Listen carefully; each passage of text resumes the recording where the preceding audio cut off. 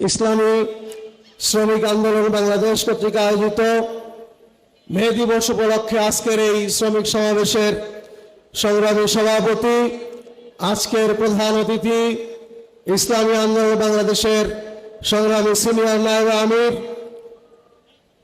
সংগ্রামী জননেতা মুফতি সৈয়দ মোহাম্মদ ফয়জুল করিম শেখ চরমনাই, উপস্থিত জাতীয় নেতৃবৃন্দ, সমবেত আমার শ্রমিক ভাই ও বন্ধুগণ, প্রিয় ভাই ও বন্ধুগণ, আজকের এই বিশাল সমাবেশ প্রমাণ করে এদেশের মানুষ ইসলামের পক্ষে আছে।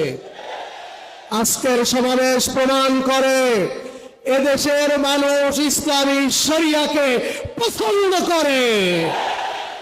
আজকের সমাবেশ প্রমাণ করে এদেশের মানুষ তাদের সমস্যার সমাধানের জন্য ইসলামী শরিয়াকেই তারা বুকে ধারণ করে সামনে এগিয়ে যেতে চায়। প্রিয় ভাইয়ের আমার, শ্রমিক নিয়ে অনেক কথা হয়েছে। আপনারা জানেন, শ্রমিক ছাড়া আমাদের মাথার উপরে মেট্রো রেল হয় নাই, শ্রমিক ছাড়া আমাদের পায়ের নিচের রাস্তা হয় নাই, শ্রমিক ছাড়া আজকের মঞ্চ আর স্টেজ হয় নাই। কাজেই শ্রমিকের মর্যাদা আমাকে অবশ্যই দিতে হবে।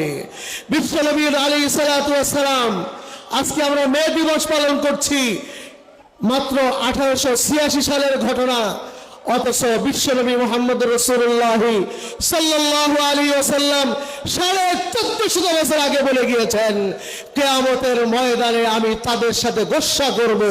3 শ্রেণীর মানুষ, তার মধ্যে এক শ্রেণী ওই ব্যক্তি যারা শ্রমিককে খাটায় অথচ তার মজুরি তারা প্রদান করে না।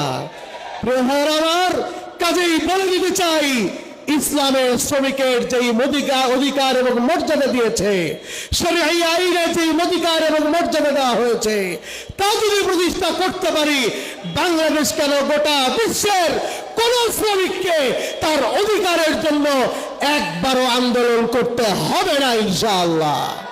ভাইরা আমার, সরকারের প্রতি আমরা যত আহ্বান জানাই। আজকে মে দিবসে শুনেছি আপনারাও সরকারি দল বিরোধী দল অনেকে প্রোগ্রাম করবেন। আমরা বলে দিতে চাই, শ্রমিকের অধিকারের জন্য আপনাদের সমাবেশের প্রয়োজনীয়তা নাই। আপনারা শ্রমিকের অধিকার দিলেই হয়। সাথে সাথে শ্রমিকের মজুরি কেবল বাড়ালেন, একদিকে মজুরি বাড়ালেন, ওদিকে দ্রব্যমূল্য আকাশচুম্বী হয়ে থাকলো। এইভাবে মজুরি বাড়াইয়াও তত বেশি লাভ হয় না। আমরা বলতে চাই, সরকার এবং বিরোধী দল সংসদের নিউজ খুললেই দেখি আপনাদের বেহুদা তর্কে, বেহুদা ফাওয়াজ পেছালে আমাদের কান